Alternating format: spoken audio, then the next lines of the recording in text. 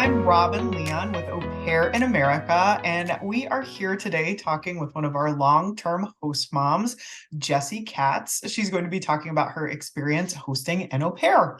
Hi, Jessie. Hi, thanks for Thank, having me. thanks so much for being here. We're excited to chat with you. Let's get right to it. I'm going to start by asking you if you can take a minute to introduce yourself, tell us a little bit about where you're from, how many children do you have, and what kind of work do you do? So I'm Jessie Katz. I am from Boston. My husband is from Montreal, and we live in Stamford, Connecticut, where Au Pair in America is based. We didn't know that when we started with the program, though. We have four children. They are very little. Our oldest is 7.5.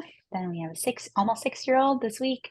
We have a 4-year-old and a 2-year-old. So three girls and then one boy. And when we started with Au Pair in America, we had one daughter and we were expecting our second. Wow, we love a family who grows with the Au Pair in America program. That's fabulous. So, can you talk a little bit more about how long you've been hosting and what made you choose to host an au pair with Au Pair in America? We have been a host family for a little less than 6 years, like 5.5 years. My second one is almost six, so that's when we started with the program. My husband and I both work. At the time, he was in an office in New York City because we're close to New York City, and I was working remotely. And I knew that I wanted to have some version of, since I work remotely, being able to be around my children, but also have some sort of childcare. So it was either going to be a nanny or an au pair. Both my husband and I have participated in many cultural exchanges in other countries, whether it was through college or right before college or right after college. And we had very rewarding experiences in those programs, and we thought the au pair program, for the reasons of serving our family in terms of our childcare needs, but also in terms of giving back to a cultural exchange, would be a great fit for us as host parents and also for our children to experience a new adult in their lives. And we knew at the time, I feel like, I don't know the statistics, but I'm sure the program is growing. At the time, I only knew of one or two people in our area in Stamford who had au pairs. And now I feel like half of my friends have au pairs. So, I mean, when I look out the windows around my house right now, I see, all houses with au pairs in them. So I feel like that has increased with time. So, at the time, we were kind of like a pioneer amongst our friends who live in Stamford getting one. And now it's become very much the norm. Well, I feel like you are being very modest because I know for a fact that you personally are responsible for bringing many people to the program. So that's a perfect segue to our next question, which is, would you recommend the au pair program to other parents? And if so, why? Yeah. We have recommended a lot of our friends to the program, but not only our friends. Our area coordinator, our LCC, often shares, prospective families with us who we don't even know, just to chat more about our own experiences in the program. I highly recommend the program. I think we've had a great overall experience, but it's not for everyone. I think Au Pair in America, or any au pair program, is like it works best for people who understand what the program is, what it has to offer for the host families, what it has to offer for the au pairs. If you're excited about that and on board with it, then it's perfect. And I think it's amazing. If you're looking for more of like what a nanny would do or what a daycare would do, then like it's not perfect. So I think it's really important for host families and au pairs to have like the right expectations, and then to know that those expectations are like they'll be met and they'll be amazing if you take all the right steps forward. So not only do we recommend the program to people, but we like to set the table and be like, this is what it really is. And to tell people like if we think it would be a good fit or not. Usually it is a good fit. But if you want someone who's going to make you dinner every night, then like that's not the right fit. And not only do we recommend it to people, but we also like to help them, find their au pairs and think through challenges and stuff like that. That's great. I love that focus on setting appropriate expectations. I think that is such an important part of any childcare relationship. And you've touched on this previously, but I think that the cultural exchange component is so important, really important to kind of keep that at the forefront. We always like to say that cultural exchange is the beating heart of our program. So keeping that in mind, can you talk a little bit about how you as a family have welcomed this young person from another land into your home and help them to feel like they are at home? Yeah, definitely. Going back to when we were picking our first au pair, we were so confused about, when you look at this website, it looks like a dating website. Like, how do you do this? How do you filter? How does any of this work? And, we had an incredible LCC at the time, a different one we have now. She gave us like, a rundown of like, these are the like positive associations with certain countries and regions of the world. Some people are known for being much warmer. Some people are known for being better drivers because they're used to driving in, four seasons, or, like you get different generalizations, but they're true about different parts of the world. We realized early on that we were very excited about the prospect of hosting either a German or Austrian au pair. We had, like I said, almost two little kids at the time who were not in school. And I have an education background, social work background, and I care a lot about more like European educational philosophies and like approaches to education in general, like Montessori or Reggio or stuff like that. And I know that like the specific, like I wanted to have an au pair who understood those types of philosophies. Like they grew up in those systems and they didn't have to be teachers themselves, but like, they understood all of that. And like another thing for us was finding an au pair who was very into like the outdoors and nature. So again, like sharing that part of their culture with us, like we're a very outdoorsy family living in New England. We love hiking and stuff like that. So we really wanted to have an au pair who like that wasn't going to be so foreign for them. So in regards to the cultural exchange part of the program, we're a Jewish family, we're American and Jewish, and I think that provides kind of like our au pairs experience like a dual culture when they come to our home. So they get all the American holidays, but then they also get all the Jewish holidays. They get to eat American food, but then they also get to eat Jewish food. We observe kosher dietary laws at home. It's always like a fun challenge of, how does that work for someone who doesn't observe stuff like that? And it's great. I mean, we've actually had a lot of vegetarian au pairs, Hmm. and so it's like interesting, like learning about their culture and then our culture and how that works. Like here's a crazy cultural exchange example. So like I said, we're a very outdoorsy family. There was a mushroom growing on a tree near us, and we learned that it was edible. I have pictures of this, like it was a huge mushroom. Took it down and we harvested it and washed it and whatever. And my German au pair, who's vegetarian, made it into schnitzel. So we had like that's like a cultural, like her cooking, and she is an amazing cook from like her culture. But we like combined it with like this like crazy thing that we did outdoors. So, and the kids loved it. It was a really fun thing. Like we breaded it and we like made it taste like chicken, basically. I love um, that. but I think like, we're always trying to think about like how the two cultures intersect. Our previous au pair, another interesting cultural example is our previous au pair is from Berlin, and her father is a police officer, and his role is to actually guard the Jewish synagogues and institutions in Berlin, in downtown Berlin. So it was very interesting. Like her family already had this interesting connection to Jewish families back from that. And they actually came to visit us a couple of weeks ago. So it was really nice to like hear about, what's going on with their family and what's going on with our family, and like, having differences, but also similarities.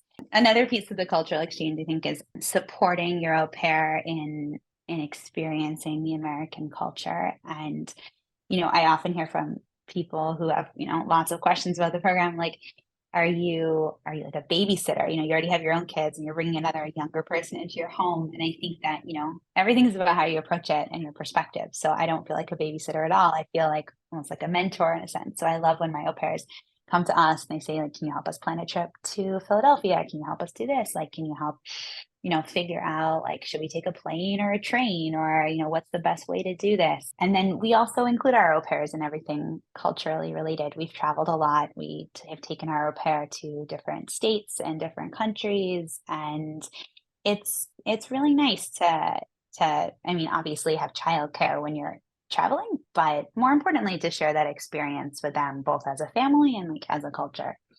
I love that so much. And you're clearly not only a mentor, but also kind of an ambassador, it sounds like, in welcoming these young folks. And I'm going to insist on you sharing the recipe for Connecticut mushroom schnitzel. That sounds amazing. So It's not my recipe, it was her recipe.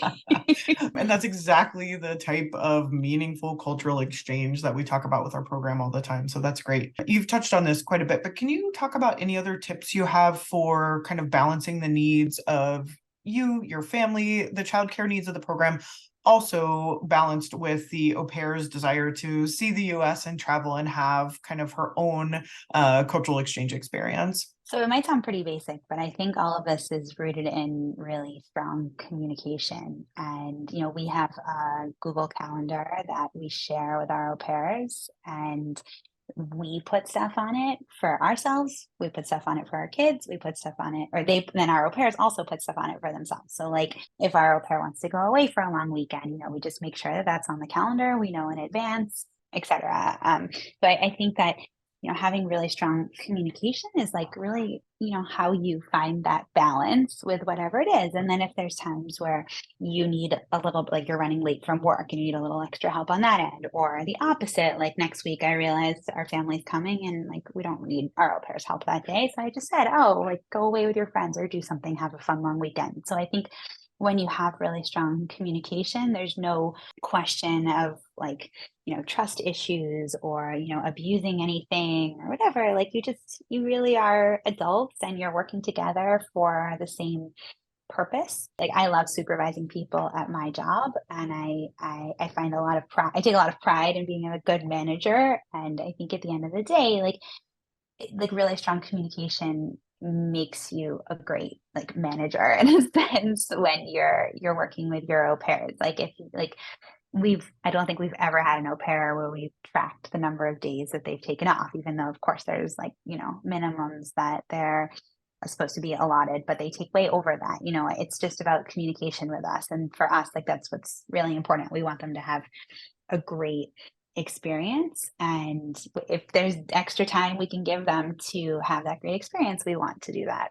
Open and honest communication. It's a classic for a reason. That's fantastic tip. Thank you. My next question for you is, if you had to describe your experience hosting an au pair in one word, what would it be? I'm going to say maybe family. I feel like our au pairs are part of our family, and we have a WhatsApp group for all of our au pairs who we've ever had. They don't know each other, which is what's funny, because they came in different times. Our WhatsApp group for all of them is like a way that we can keep them updated with pictures and stuff like that. And like it's like our family group in a sense. Goosebumps.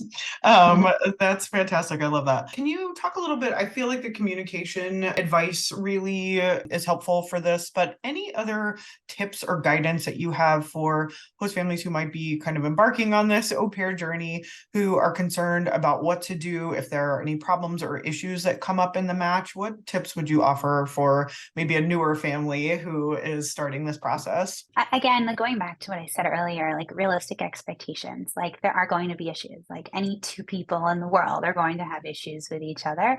And it's really about how you handle those issues. So I think first and foremost, like developing a strong relationship with your LCC is important for both the host family and the au pair. Like there have been plenty of times where I've gone to our LCC for just advice. And I've actually found out later on that our au pair went to the LCC for advice on the same subject. And, I think having strong communication and having that like support system and advice that Au Pair in America provides allows, everyone to communicate better and operate better as, a working relationship in a sense. Another tip is if there are like, I think understanding like perspective, like having perspective on everything. Like there are issues that come up again, like with any people in the world that are like extreme issues, and then there are issues that like are things you can easily solve. Like if someone's like leaving the washing machine closed and you want it open, like that is something that can be solved. No one's experience is perfect, and understanding, first off, as a host family, understanding what qualifies as something extreme, like something dangerous or something along those lines versus like not dangerous, just something annoying is the first thing. And then also having like that strong relationship with your LCC who you can immediately call and say, this is what happened, what should we do now? And in the more extreme situations, like they come over immediately and they intervene and we solve the problem. So I bring that up as a tip to say, like, have realistic expectations, but know that things will come up, and like utilize the support that you're given, and make the most of that type of situation. That's great advice. Use your support and resources. And I also like the framework of big problem, small problem. That's a good one. My final question for you is, can you share something that maybe you learned about a different culture, country, custom through hosting an au pair? So we have only had German and Austrian au pairs. Both of them, both countries speak German. We don't know any German, but there are some words that are like more culturally used, that are more like Yiddish, which is like a combination of like Hebrew and German and other languages from that part of the world. So we often find like similar words that there's like crossover there. And we're like, oh, you know that word. We know that word. That's funny. Our au pairs have always made us lots of great foods from their culture, like schnitzel, whether it be vegetarian or not. Um, also made spatzel, which is like, I'm going to describe it very poorly, but our au pair now, she actually brought a spatzel maker and she makes it for the kids, which is really cool. It's Wow. like a pasta almost, and it's like homemade pasta. She's an amazing cook. And yeah, she makes this homemade pasta with like fancy sauces for the kids, which is really cool. And that's like a totally German food. I think it's common that au pairs will bring families small like gifts when they come to America for the first time, and vice versa. So our au pairs always bring fun, candies and chocolates and cookies and fun stuff like things like that from Austria and Germany. And our kids have favorites. So whenever they're going back or something like that, like they always request the same things. And it's not only foods, but also like fun stuff. Like we have really little kids. So a popular item, it's this thing that like turns the bath different colors. All of our parents have brought this back. It's like a German product, and you put this little tab in the bath and it turns the color, and then the kids will use like different colors. They'll do like blue and red, and then you get a purple bath. But that it's something that all of our au pairs have brought for our kids. And then there's like other things, like going back to the beginning of what I said, where I love like the German like educational approach and stuff. So there's a lot of great brands of toys that we have in America that are actually from Germany. I feel like we always have a joke that like German things are made better than American things. So they'll bring us like, I think it's called Schleich toys. They're like little like animals that you use in like a dollhouse, like a barn kind of thing. So our kids have like a huge collection of those that our German and Austrian au pairs have brought for them. And I feel like, like together, like we're always noticing, oh, that like that's German, or that's a German thing. Like our local bakery down the road, they had like an October, like they have a special thing once a month, and they had like an Oktoberfest thing, and it's like a German thing. And then they had like I don't know, they make like all different like German pastries and stuff. So like it's really exciting. Like our pairs will go with their German friends and they'll bring us, and we'll, eat all the German pastries together. So I don't know, lots of things like that. I we share lots of stuff from our culture, and because we're Jewish, like we also don't celebrate some things like Christmas. So I mean, we're still around Christmas, but we don't have a Christmas tree in our house. So it's actually kind of nice for our au pairs. They get like a dual culture in that sense, like, well, maybe triple. They get like Jewish, American, and also Christian. So like for Hanukkah, like we always invite their friends over. Like for Rosh Hashanah this year, which was the Jewish New Year, like we had our au pair and one of her friends over for a big meal. And then like she'll do the opposite. Like she'll go to another family for Christmas. So it's nice. They get a bigger experience in a sense. Moments in cross-cultural exchange, and it all sounds delicious, I have to say. Well, that is wonderful. Jessie, thank you so much for sharing the scoop on what it's like to be a real live host mom hosting an au pair with Au Pair in America. Thanks again for your time, and thank you for watching.